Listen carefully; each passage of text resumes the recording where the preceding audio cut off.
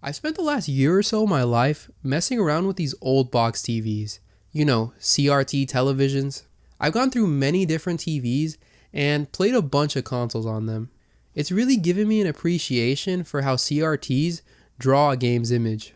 So much so that I now believe CRTs are necessary for retro games.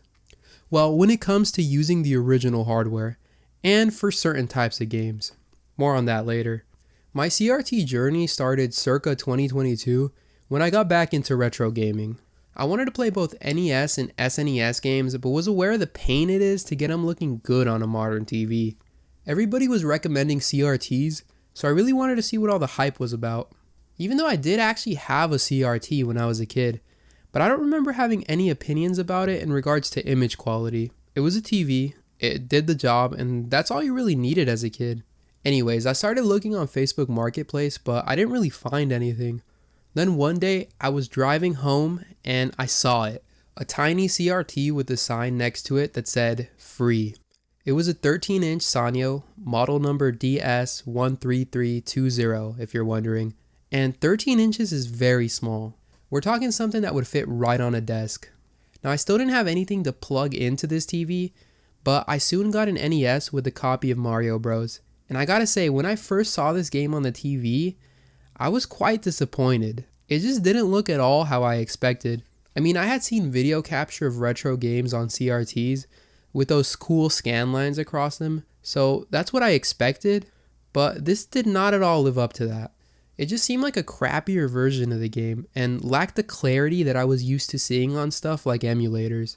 I think it was the overall fuzziness that turned me off, and it had other issues like weird colors and having parts of the screen cut off, so this really just wasn't the best introduction to CRTs for me, and I wasn't feeling too optimistic about them. Soon after this though, I found somebody giving away a 20-inch Panasonic, model number PV-C2060. And I have to give you these model numbers because it just bugs me when someone talks about a TV and doesn't give you the model number. Now this TV was significantly bigger than the previous one, but man, it looked way better. I could finally see the scan lines, and Mario now actually looked like Mario. There was just an overall improvement in image clarity. I was honestly thrilled to get this TV, and I spent quite a bit of time playing on it. Just about anything I threw at it looked good. NES, SNES, PS2, PS1, I mean whatever. It felt like the key that unlocked these retro consoles for me, because now I could play all of them without worrying about them looking crap. And overall, this is where it really clicked for me why CRTs are better for retro games. Now I did get two TVs after this that were both improvements over the Panasonic. At this point I knew CRTs were the real deal. I just wanted a TV with more features. Given that my Panasonic didn't support stereo sound, and didn't have higher quality inputs like S-Video and Component. I first found a 20-inch Emerson EWF-2004A, which had stereo sound and also S-Video but no Component.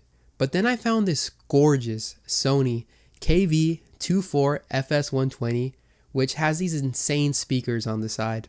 And also every input you could possibly want, including Component. So this is my main CRT now, and I absolutely love it, to be honest. Regardless though, you don't need something crazy like this, because every CRT I've owned, apart from that Sanyo, has looked amazing when displaying retro games. And in order to really understand why, we do need to look at the CRT technology a bit more, and some of the technical aspects of it. So in this video, you're going to hear me use the term modern TV a lot. And just know that by modern TV, I'm talking about 16:9 flat screens that can be LCD, OLED, or whatever the hell term they're using now. I mean, you know what I'm talking about.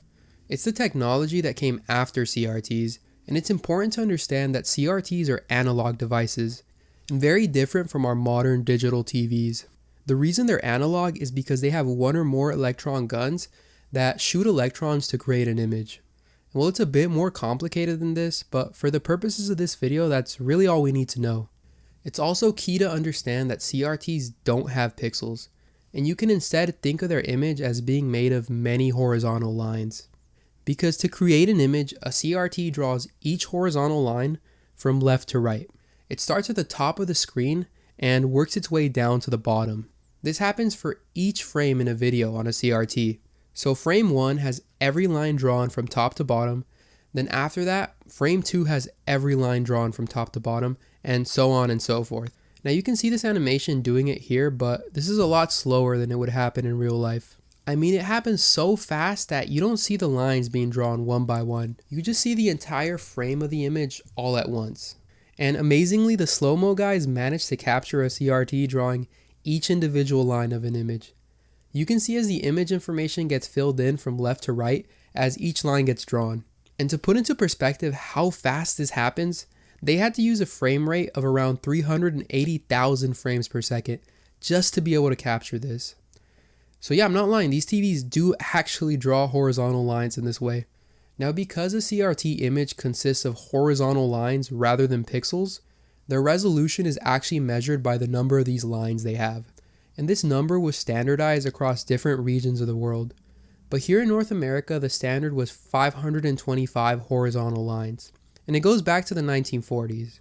However, of these 525 lines, only about 480 of them were generally used to display content. And CRTs of this type that only use 480 of their 525 lines are called standard definition CRTs. These are the most common CRTs and are what was available for consumers to buy during the CRT era. Now, even though these TVs use 480 of their lines for content, only half of them are drawn at once. So rather than seeing a full frame at once, you see what's called a field. And a field just consists of every other line of our image. So we have lines with image information and lines that are just blank. To illustrate this further, say we number the lines of our image 1 through 480. And say we're displaying a 60 FPS video. During the first frame of our video, the CRT will draw the odd lines of this frame. So lines 1, 3, 5, all the way to 479. And these odd lines together make up one field. Then, during the next frame, the even lines are drawn by our CRT. So lines 2, 4, 6, and so on. This is the next field and it comes in to fill the gaps of our previous one. Then in the next frame, the TV goes back to the odd field, and after that, back to the even field. And then it just alternates back and forth between the two. Although this happens fast enough that the two fields pretty much blend together and we perceive a full frame. That is to say, we don't see the blank lines that each field contains. Each field is on screen for a 60th of a second. So in a second, we see 60 of them, meaning that CRTs have a refresh rate of 60 Hz. Well, 59.94 Hz to be exact, but that doesn't really matter here. And we call this alternating of fields interlaced video, and it's how CRTs displayed most of their content. And the resolution 480i is specifically referring to 480 line content that's interlaced. It's the resolution of the standard definition CRTs. And it's different from 480p in that 480p shows you an entire frame at once. Now if you've only ever looked at modern TVs, then you've never really seen interlaced video before, because modern TVs don't do interlaced video. CRTs on the other hand are designed to display interlaced content. And the most defining characteristic of this content is that it appears to flicker due to the rapid swapping of fields. This is most noticeable in areas of small detail or at really close viewing distances. Although interlaced video was acceptable because of the fact that it becomes hard to notice once your eyes get used to it. If we set our camera to record a CRT at 60 FPS, we can actually capture the two distinct fields. If I pause our footage, we'll be stopped on an individual field, so we're able to see the blank lines that correspond to the other field. If I then advance the footage by a single frame, we can see those lines now have image information and the other lines have become blank. Now if we let the video play out but at a slower speed, the interlaced effect becomes very noticeable. But look what happens when I let the footage play at normal speed. Notice how everything just blends together and the video doesn't look as jumpy anymore. And those blank lines aren't noticeable anymore either. And this is why interlaced video works well and gives the illusion that we see a full frame at once. Here, let's make our own interlaced image, just to make sure we really understand the concept. We'll also use much larger lines just to make the effect more noticeable. First, we'll divide our image into two fields, one with our odd lines and one with our even lines. Then we can simulate interlaced video by rapidly swapping between the two fields.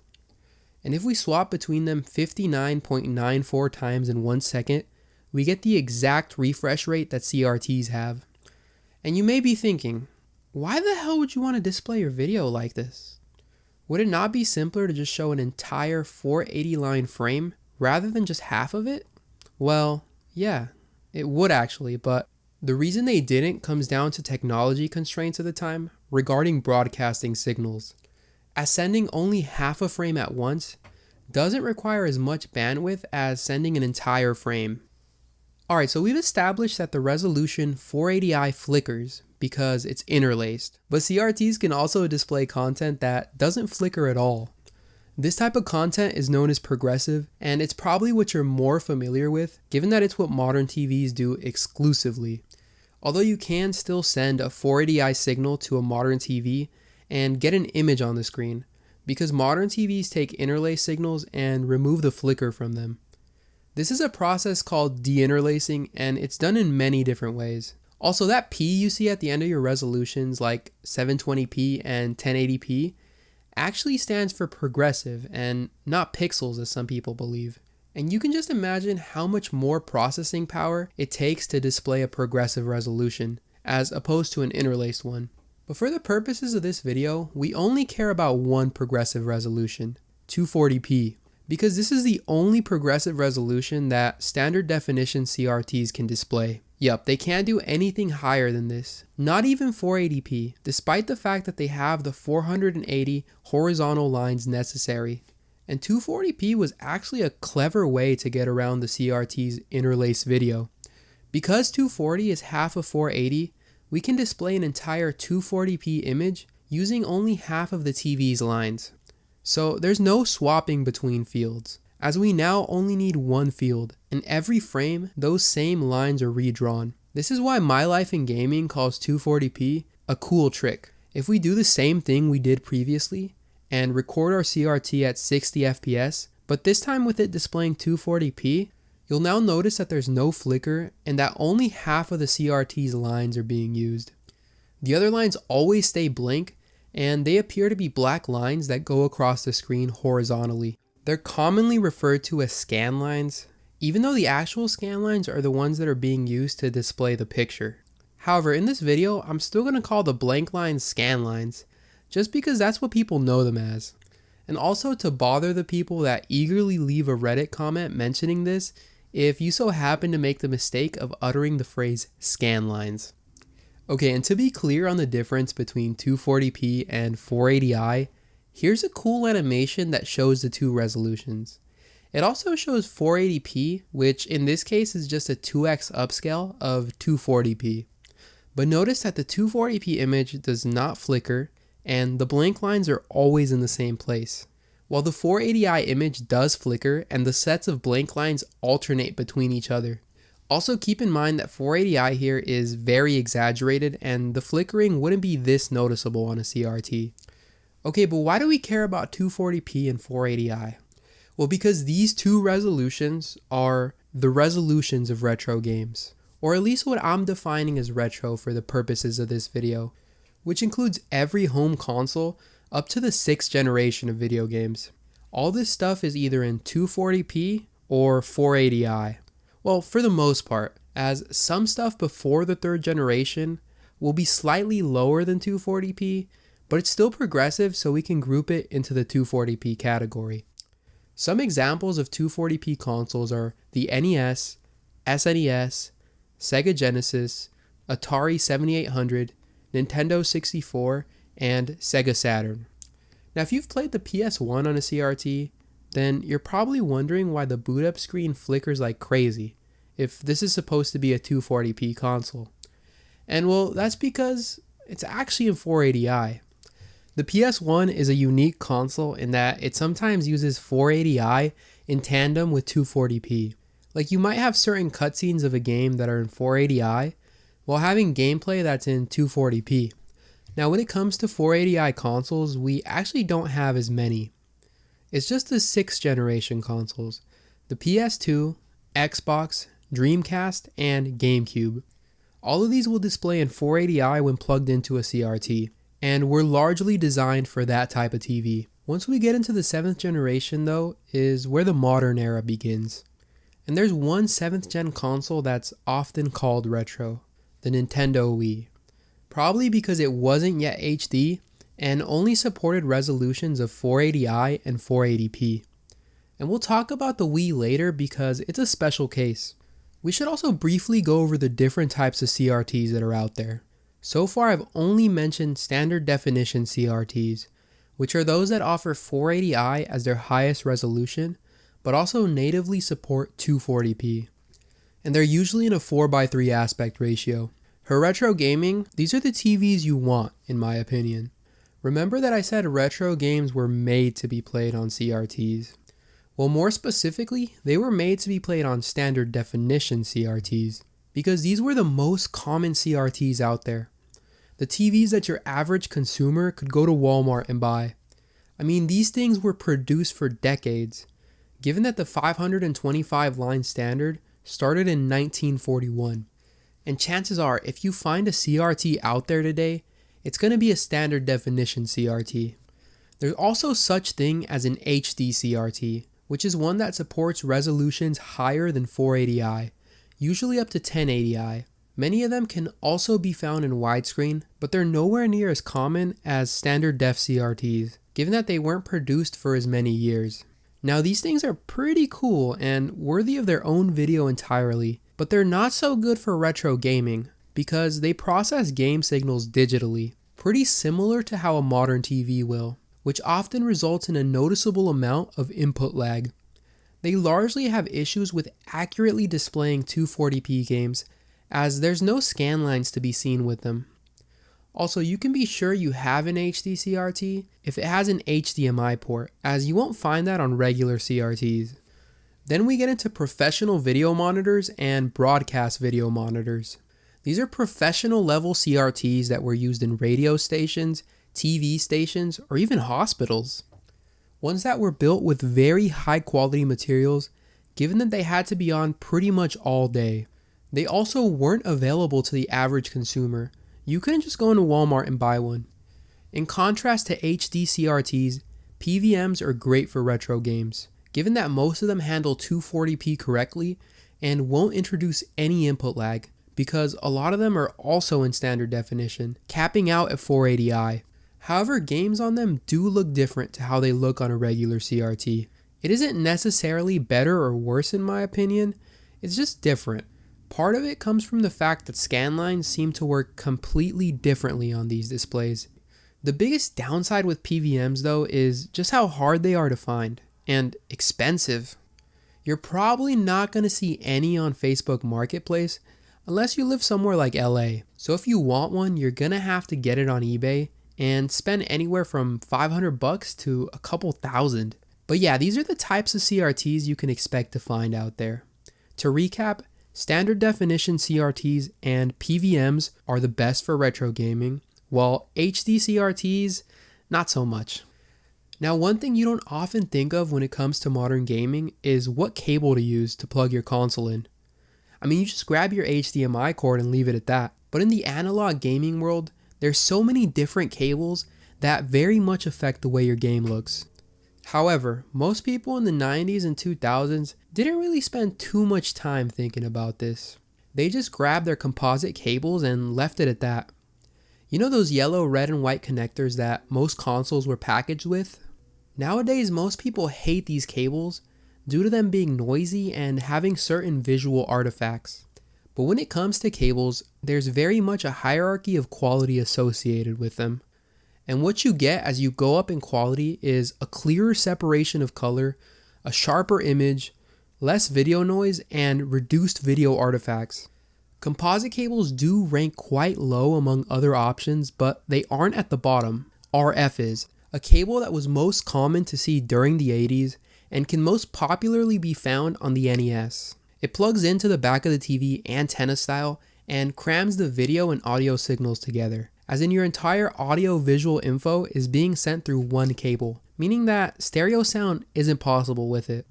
Not only this, but RF has the most amount of video noise out of any analog connection.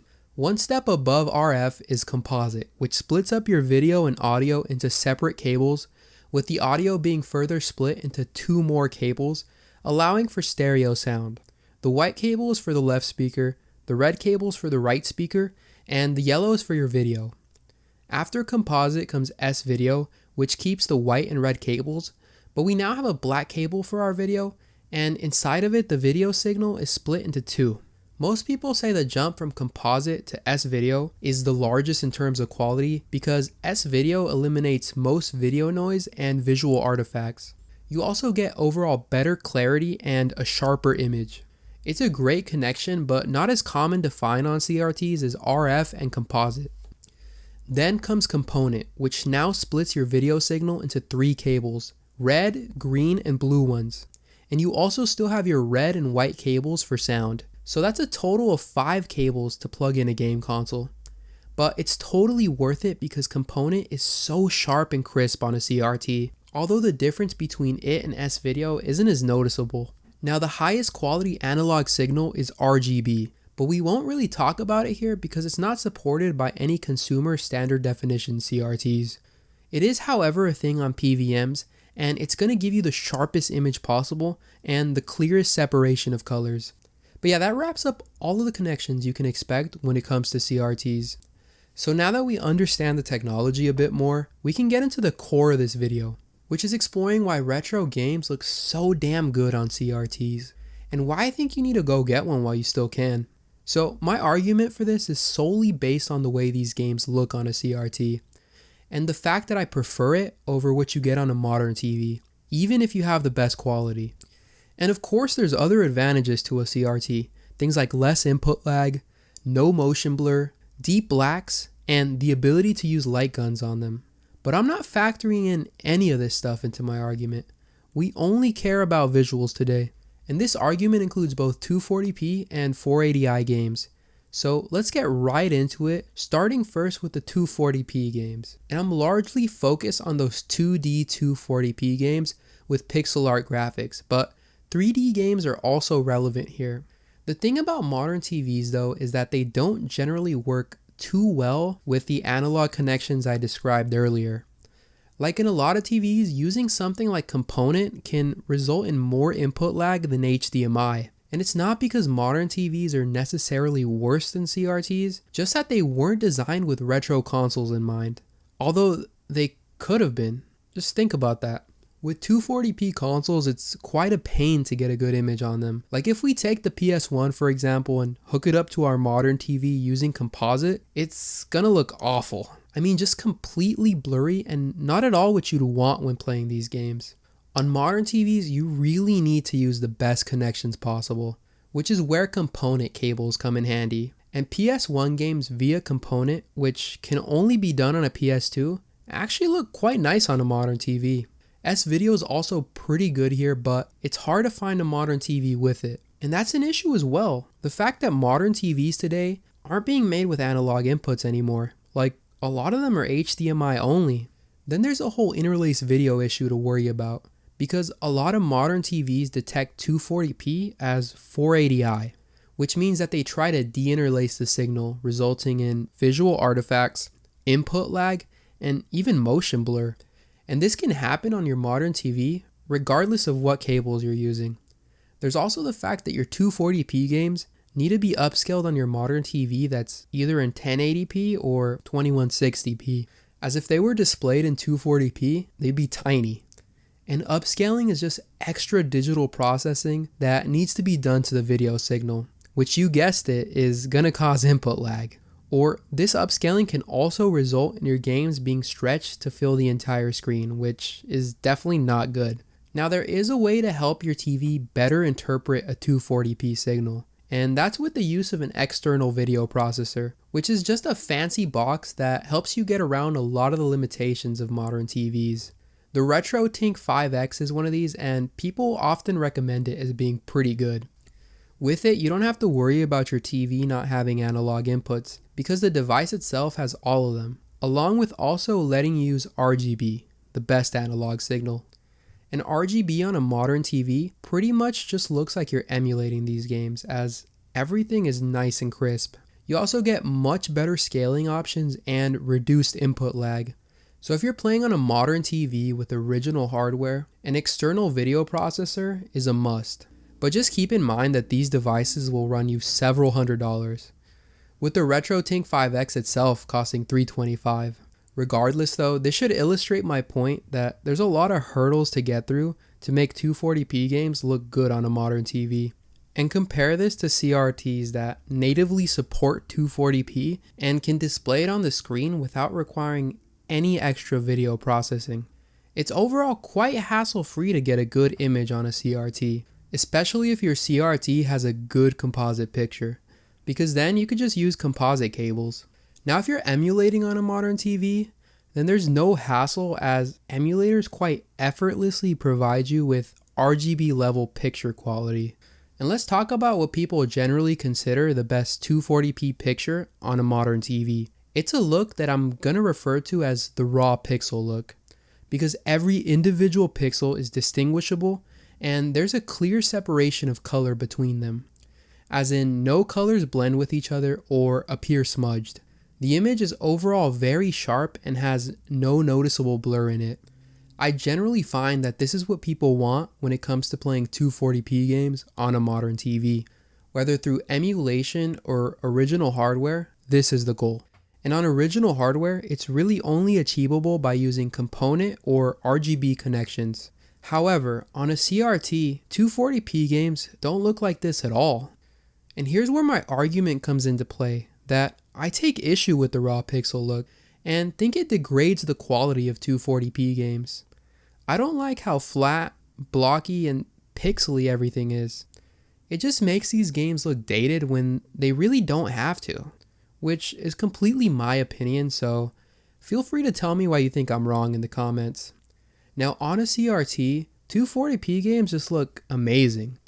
I mean, this is how they're supposed to look. Just look at these side-by-side comparisons. Isn't it crazy? I mean, even if you think I'm nuts and prefer the raw pixel look, you can at the very least agree with me on how different the two look. So even though I prefer the CRT look, it's interesting to note that the raw pixel look is what these games are in actuality. Like when artists designed the pixel art, they worked with individual pixels that were even squares. But I don't think it's what we're supposed to see. And this is where the CRT comes in to transform this pixel art into something that's more appealing to the eye. It's kind of like the raw pixels are a plain cake, and the CRT is there to add the frosting and small details to it. And this frosting just does it for me. It's honestly a breath of fresh air if you're only used to looking at these games on a modern TV. The image is now much rounder and seems to have more depth even. Text in a lot of games is completely changed now too. It's no longer blocky and becomes more rounded. I guess it wasn't supposed to look so pixely. Also, look at these backgrounds. They're much more legit now. They get smoothed out just enough to make them more convincing and prevent them from looking pixelated. Chrono Trigger's backgrounds, for example, benefit from this and look beautiful. Colors blend very nicely now too, and diagonal or slanted lines don't appear to be made of tiny squares anymore. I'll have to point to Chrono Trigger again and this art in the menu. I mean, it's clear that the artist wanted this to look like a panel in a manga, and a modern TV really doesn't convey this look as well as a CRT does. Just because the lines here look so jagged, rather than how smooth they look on a CRT. And this translates to other games too, and gives them a much more cartoony look. I see this the most in Super Mario Bros, but also in Super Mario World. Just look how cool Mario looks here. Also, in the case of 3D 240p games, as in stuff on the PS1 and Nintendo 64, you'll find that they also largely benefit from being displayed on a CRT, because 3D characters look less pixely and are better defined. So that PS1 or N64 jaggedness you might be used to won't be as noticeable on a CRT. And also consider that despite the fact that these games are in 3D, they still use a lot of 2D pixel art for their menus and on-screen overlays. Also, these consoles are probably the ones that look most dated when played on an emulator. There's just something about the graphics that when played on a modern TV, they just look shitty. It's almost like I'm playing a completely different game. But on a CRT, there's gotta be some black voodoo magic going on. Like these games have no right looking this good.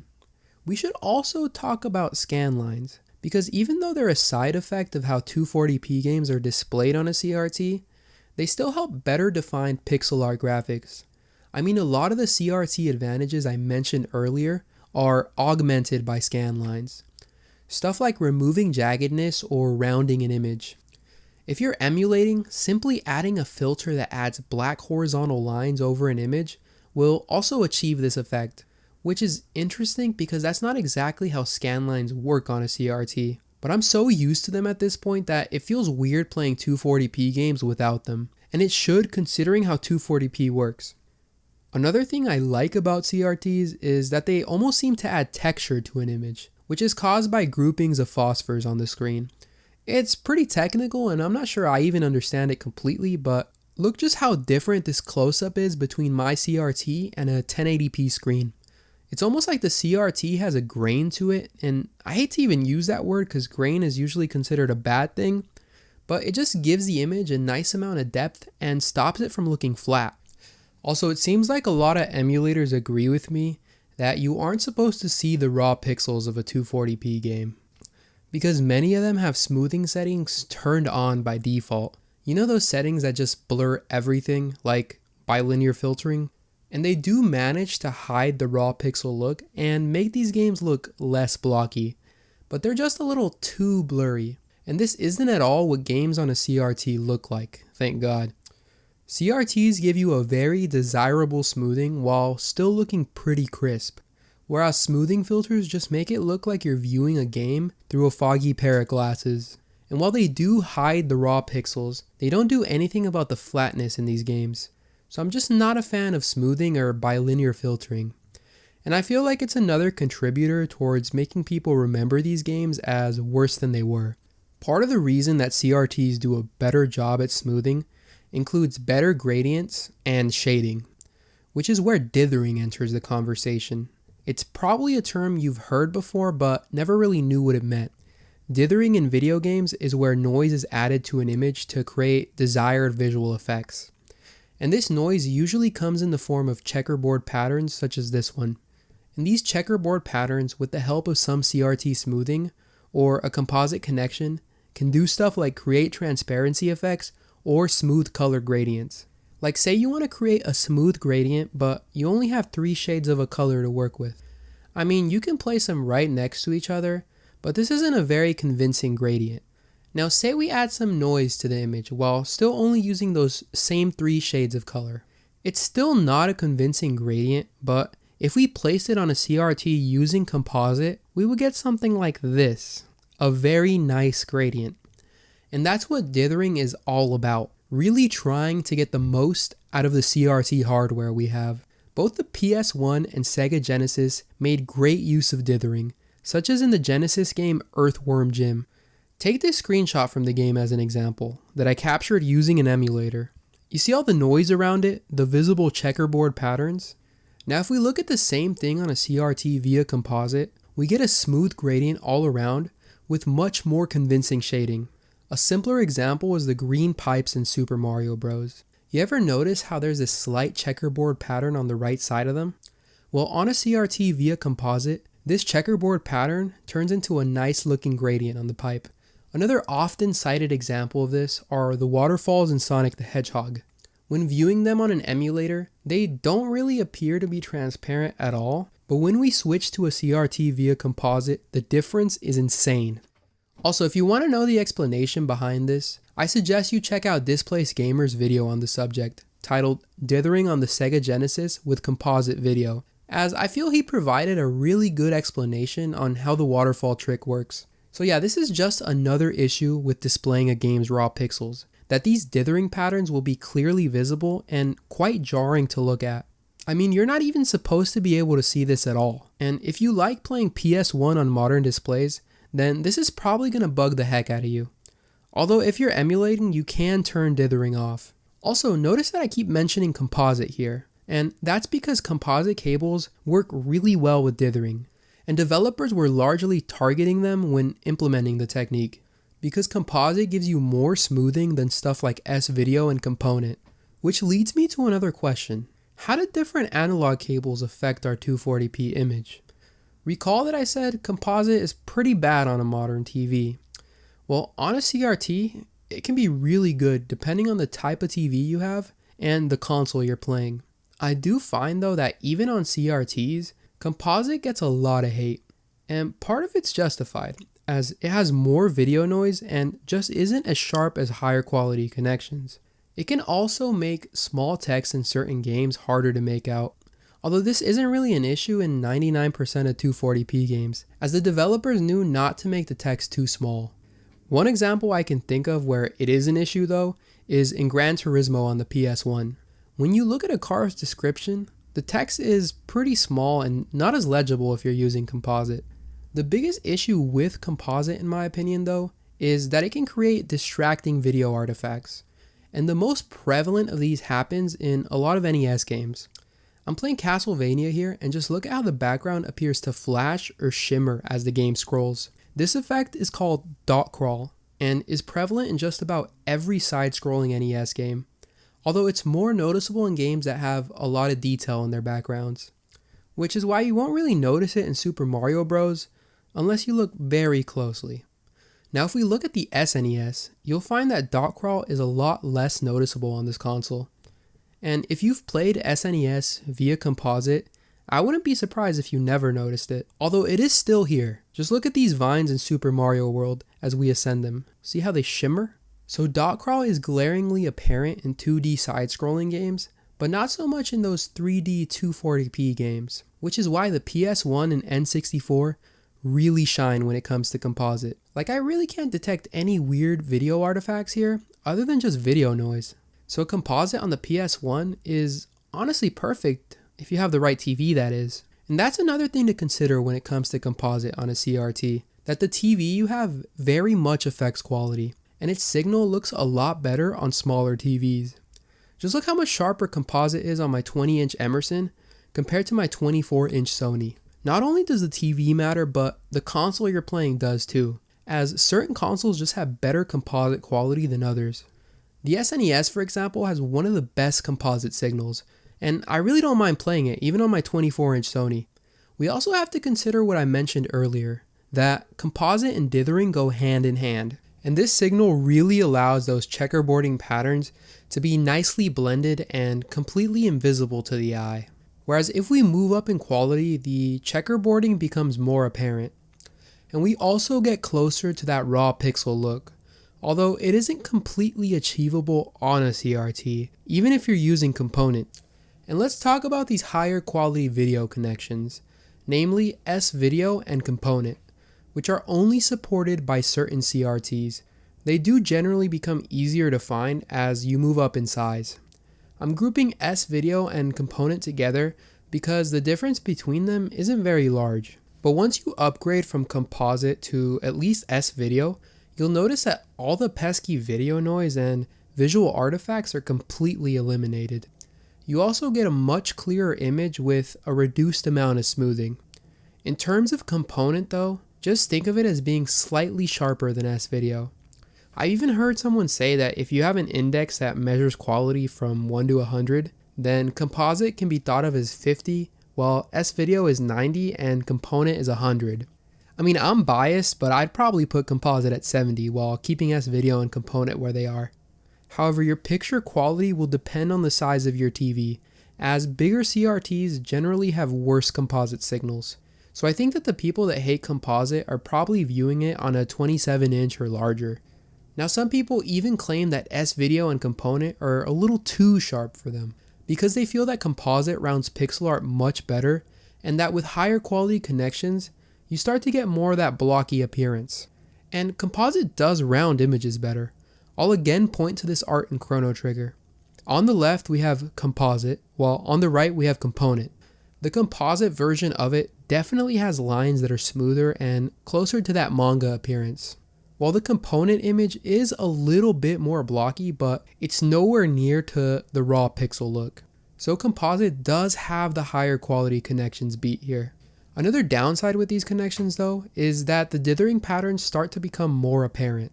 The checkerboarding will be more visible and you really won't get that blending you would on composite. So we can say that each connection has its own advantages. S-Video and component are a tiny bit more blocky, but just so damn sharp, while composite rounds pixel art better and works well with dithering, but does have pretty bad visual artifacts.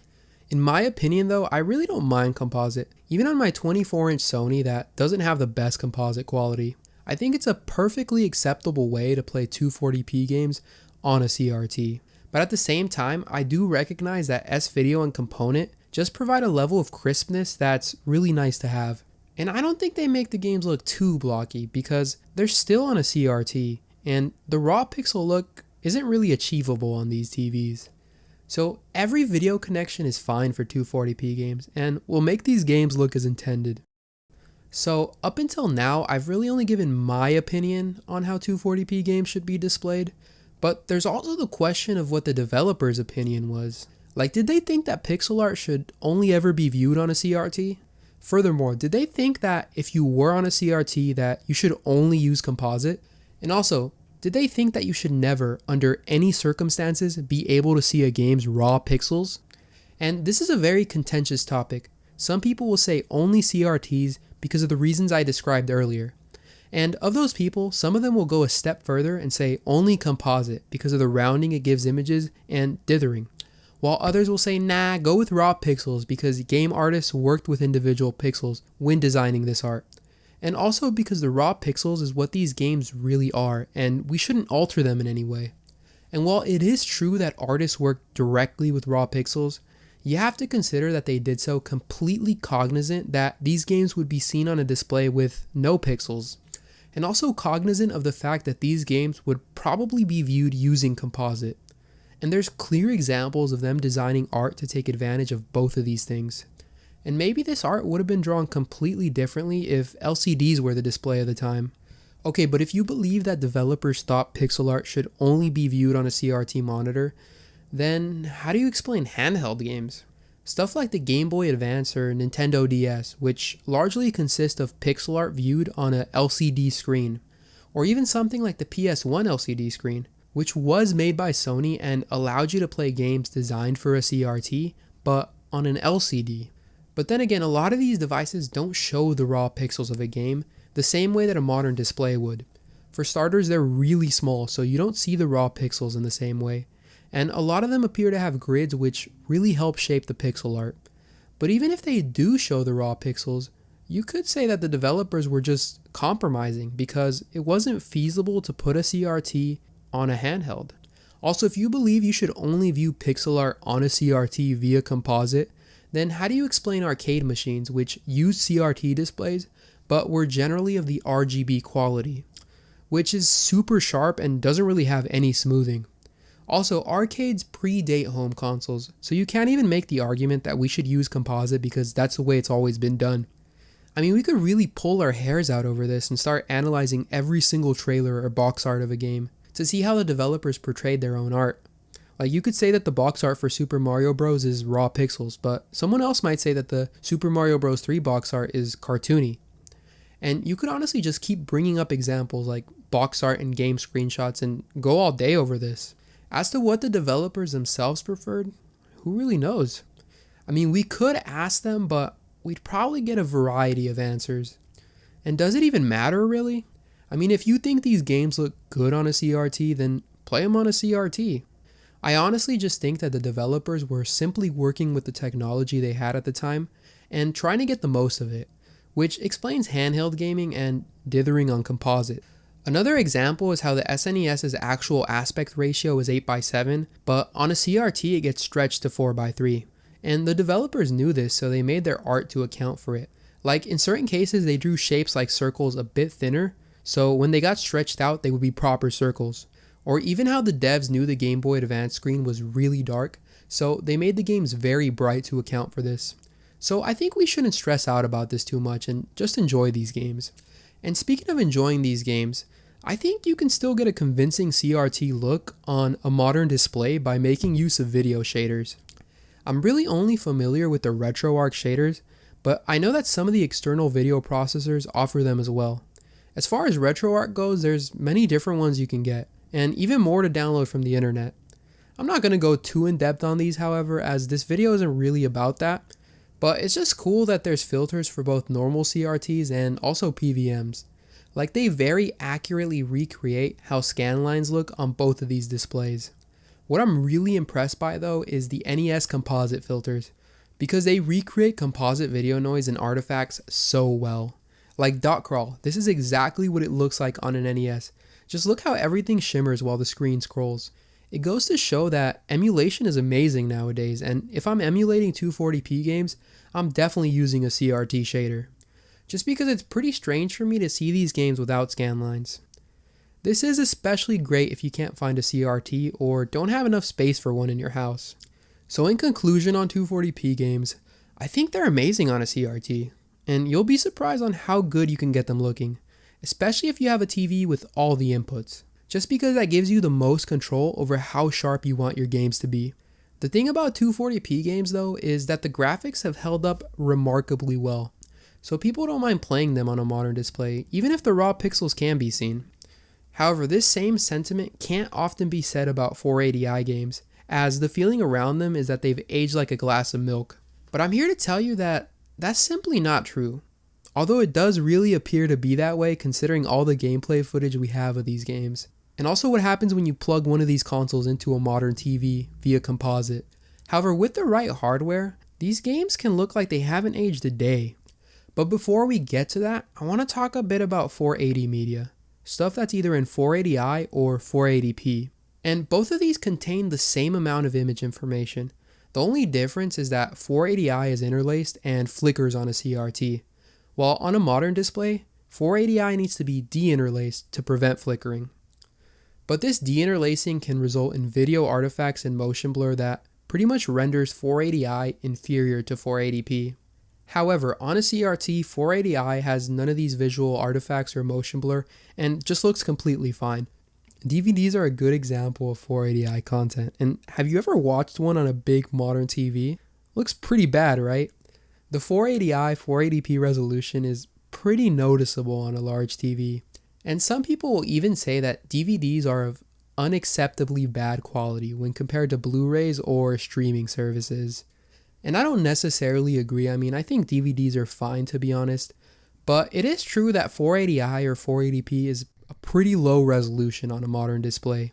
But on a CRT, it's completely acceptable because the image in general just looks way better. Nowhere near as soft, and a lot of the graininess isn't really noticeable. When watching DVDs on one, it's hard to believe that it's even 480i. Like even if you press your face right up to the TV, it doesn't look like a low resolution. I've even put the same movie on both my CRT and modern TV, using DVD on the CRT and Blu-ray on the modern TV. And I was surprised by how decent the CRT picture is. Like it's hard to really find anything wrong with it. And don't get me wrong, Blu-ray is objectively better. Smaller details on it are just going to be crisper and easier to make out. But it's just nice to see that a DVD is an acceptable way to watch a movie. Where in the past I would have turned my nose at them, now I can go to my local video store and seriously browse through the DVD section. And I took these shots really close to the screen, so you can see the crispness you get here. Although you wouldn't be sitting this close, let's be real. But this isn't magic. We're still seeing a very low resolution compared to what we have on a modern TV.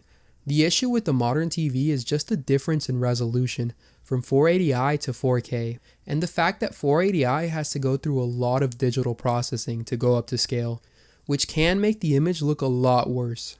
And you guessed it, this also applies to video games. So when it comes to game consoles that are either in 480i or 480p, we're still talking about stuff that was largely designed for a CRT. It's mainly just the 6th generation consoles, but interestingly also the Wii. The PS2, Dreamcast, and GameCube all have most of their games running in 480i, while some do support 480p. With the GameCube, however, only certain models of the console support 480p, and these are the ones that have a digital out port in the back. The Xbox is slightly different in that most of its games support 480p, while some are 480i only, but those are the rare few. The same thing applies to the Wii here, with most of its games supporting 480p. And having 480p support is really only a benefit on a modern TV, as standard definition CRTs don't support 480p, which is actually interesting that the Xbox, a console that came out in 2001, had 480p on most games. But I think this was just Microsoft wanting to make it future-proof. But when it comes to this topic, a lot of people will say that if a game supports 480p, then you should play it on a modern TV. And if it doesn't, then on a CRT, because 480i looks really bad on a modern TV, and 480p is a big improvement. Other people will go even further and tell you that every game on these consoles should be played on a modern TV, that CRTs are best for 240p content, and that anything newer than that needs to be played on a modern display, or even an HD CRT. And this reasoning might stem from a hate towards interlaced video, because online I see a lot of people complaining about how it's too flickery for them. And I want to say this straight off the bat, while interlaced video is bad on a modern TV, it's good on a CRT. It's a perfectly acceptable video standard once you get used to it, although it is more noticeable on larger CRTs and PVMs. But where interlacing can actually be an issue is in viewing content that wasn't meant to be played on a CRT. Stuff with small details that was designed for a modern display, as in 720p and up. I tried playing the PS3 version of Minecraft on my 24-inch CRT and it was just unplayable. The flickering was so noticeable, especially in the crafting menu. So as long as you're not trying to play any modern games on your CRT, I don't really think the flickering is an issue. So how can we expect 480i to look on a CRT in general? Well, pretty good I'd say, but it isn't clear to me that a CRT is the end-all be-all for 480i games like it is for 240p games, just because there's some real disadvantages to consider. Let's start with a modern TV though, and anything in 480i is going to look pretty bad, as the deinterlacing results in combing artifacts, motion blur, and in general a blurrier video. While 480p on the other hand eliminates all these issues and gives you a very clean output, but it's still 480p of very low resolution, and when it's scaled up to fit a modern display, this fact is very noticeable. The jaggedness is everywhere, and certain HUD elements and text look a bit strange now, like the map icons in GTA San Andreas. There's just a fuzziness around them that isn't present on a CRT. And this should highlight an interesting thing about the PS2, the fact that it still relied on pixel art graphics, but you didn't see the raw pixels because it had its own built-in bilinear filtering to smooth them out. One example of this is the flaming background in the menu of God of War. Did you know that these flames are made up of individual pixels? The PS2 emulator PCSX2 actually allows us to turn off bilinear filtering and reveals the raw pixels. Just look how strange the game looks now. And even though the PS2 has this internal smoothing, its graphics still largely benefited from being on a CRT, as I feel like a lot of the pixel art just looks very normal on one. Whereas on a modern display, the pixel art looks strange, despite the smoothing still being there. And with the CRT, having a low resolution isn't really an issue anymore, as the jaggedness just isn't as noticeable. Like whenever I see Kratos' character model in God of War on a modern display, he just looks kind of pixelated. But on a CRT, those jagged edges get smoothed out really nicely and you get a more pleasing result. Now I'm not saying that there's going to be no jaggedness on these games on a CRT. It's still there, but it's just less noticeable. And issues like this become more noticeable on larger modern TVs, of course. Not so much with the CRT though, because even a bigger TV still nicely smooths hard edges. But there is one big issue with CRTs, that being that they don't do a very good job of displaying small details. Any text that was drawn small will be pretty hard to make out on a CRT. Luckily, this usually isn't an issue given that artists knew their game would be seen on a CRT. But where this drives me nuts is in GTA San Andreas. Like, I just can't make out the amount of ammo I have here. Even using component cables on my CRT. Like, they do help a bit, but it's still not legible. But when I hook it up to the flat screen, the ammo number is easily distinguishable, even if I use composite cables. Although I will say that having a bigger CRT does seem to help with this issue, because my 24-inch has more legible text than my 20-inch. Then there's the case of the Wii, which is an interesting one because it's a 7th generation console, a modern console, that came out during the time CRTs were being replaced by modern TVs. But it's a modern console that doesn't support 720p. Heck, it doesn't even support HDMI. It's stuck in the 480i, 480p realm, using analog cables, and a lot of its games were still designed to be played on a CRT. A lot of them are still in 4x3, and putting them in 16:9 only stretches them out. But there are some 16:9 only Wii games, like New Super Mario Bros. Wii. In general, the Wii is comparable to the 6th generation consoles in that it's at a low resolution and thus can benefit from a CRT. However, for games like New Super Mario Bros. Wii that were designed for 16:9, these look better on a modern TV. And it's again due to small details that are hard to make out on a CRT. My opinion in all this is that I still generally prefer to play my 480i, 480p games on a CRT. There's just something strange to me about seeing them on modern TVs, like a feeling that we're not supposed to see them this way. I've also largely come to terms with the fact that I won't see certain small text clearly on my CRT. I also want to touch on cables here again. While with 240p games, composite is great and even has its benefits, with 480i, I'm not sure that there's any reason you'd choose it over S-Video or component. Although with the right TV, you can of course get away with composite, but it's still going to be soft and maybe a bit too soft. Because with 480i, 480p games, I feel like the sharper the better. The first time I saw God of War on my 20-inch CRT via S-Video, I was blown away. Like, it's just insanely sharp for a CRT and it looks super high quality. It makes me question if I really understand what terms like high definition mean, if something that's in standard definition looks so good. It's just an amazing feeling to be able to still pick up PS2 games and not worry about them looking crap.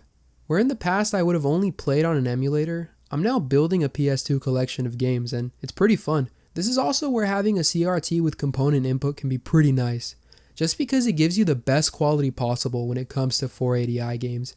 And it's kind of shocking when you first see it. The biggest change is stuff like menus and HUD icons. Like in my mind, when I first saw them, I was like, wow, this is like HD quality, which doesn't even make any sense, but yeah. Also, certain Wii games were designed with CRTs in mind, and look even better than PS2 games. One such game is Guitar Hero 3, a game that I had really only seen via composite on my Wii. But when I got it on my Sony Vega, I was finally able to use my Wii using component. And I gotta say, I shit my pants when I first saw this game. It was just a thing of beauty. So in general, I'd favor the higher quality connections on these consoles, especially when playing on a modern TV. You do not want to play 480i games via composite on a modern TV. Trust me, it's the worst thing I've ever seen. While using something like component is going to get you a pretty good picture no matter what TV you're on. Now, while doing research for this video, I saw people claiming that CRTs can only do 30 FPS for 480i content. And this immediately struck me as wrong, because I know what 60 FPS feels like, and a lot of PS2 games I've played on my CRT are definitely 60 FPS. But after doing more research, these people are in fact wrong, and 60 FPS is definitely possible with 480i content. The confusion comes from the fact that interlaced video has alternating fields, and recall that each field only has half of a frame's lines. Also, we see 60 of these fields in 1 second, but the mistake people make is in thinking that 2 of these fields equals 1 frame. And by that logic, having 60 fields in a second, with every 2 of them equaling 1 frame, leaves us with 30 frames in that second. But that's wrong. Each field should actually be thought of as its own frame, because the next field will have the image information for the next frame. And by this logic, we correctly end up at 60 frames per second. And this is where the terms 60p and 60i come in, which are terms to describe frame rates. 60p refers to 60 full frames per second, while 60i refers to 60 fields per second, or half frames. And in the case of gaming, 60i and 60p are pretty much identical. And what CRTs do is 60i, which is 60 FPS. And if you want to know more about this, I suggest you check out Filmmaker IQ's video titled The Joys and Sorrows of Interlacing, where you can see in the thumbnail he's saying that 60i is pretty much equal to 60p, while 60i is not equal to 30p, which is 30 FPS. And speaking of frame rate, I also want to mention just how little motion blur you get on a CRT compared to an LCD. It's just another advantage that makes a lot of 30 FPS games way more bearable. But anyways, I just had to mention all this because there's a lot of confusion online, and I want everybody to be clear that 60 FPS gaming is possible on a CRT. So we've mentioned playing on the original hardware, but emulators are also something that we should consider because they give us a lot of options when it comes to our picture. They also largely solve the low resolution issue as they let you upscale games to higher resolutions. But this itself is also an issue in my opinion, because now games look a bit inconsistent. Like, yeah, your character and environment is upscaled, but the menus still look pretty low resolution and there's not much you can do about that. Also, I feel that upscaling, while astonishing, does make these games look weird. Like, I don't think we're supposed to see them this way. GTA 3, for example, just looks legit on a CRT. Like, I'm not exactly sure what it is, but everything is just nice and consistent and it's believable. But when you upscale it on an emulator, it's just like the magic is gone and it looks fake and dated. I also find it jarring on emulators when you're playing a game and got it nice and upscaled and then an FMV cutscene comes in and it just looks shit. Like, what is this, bro? Which obviously isn't an issue on a CRT. We get consistency all the way through. Nothing is ever visually jarring and you won't have to deal with any of the annoying video glitches you often get on emulators. Although I do appreciate just how many video options an emulator like PCSX2 has. Like, it even lets you pick which deinterlacing method you want. And you can also turn off bilinear filtering to see sharp pixels, which is honestly not something you should ever do, but it's cool that you can. And I do in the future want to make a state of PS2 emulation where I really go into PCSX2 and all of its options, so be on the lookout for that one. I think emulation is a really good thing when playing on a modern display, and it definitely has its advantages over a CRT. My overall opinion on 480i, 480p games is that both a modern display and CRT are acceptable ways to play them. While I personally prefer the CRT for the consistency and overall image quality, the modern TV is also up there as it offers insane clarity on small details. So as you can tell by this very long video, I've definitely fallen in love with these TVs. I'm a guy that just likes old tech and CRTs scratch a certain itch for me. I mean, they're amazing pieces of technology that modern TVs don't have fully beat in every category because they just handle old consoles in a way that's superior. That's the thing about them. They're pretty much made for retro gaming. So I suggest you get one while you still can. Look on yard sales, Facebook Marketplace, ask your friends. I mean, whatever you do, just avoid eBay. It really sucks. But with that said, I do want to thank everybody for watching this video if you made it through the end, because I know this is a very long one. Thank you, everybody.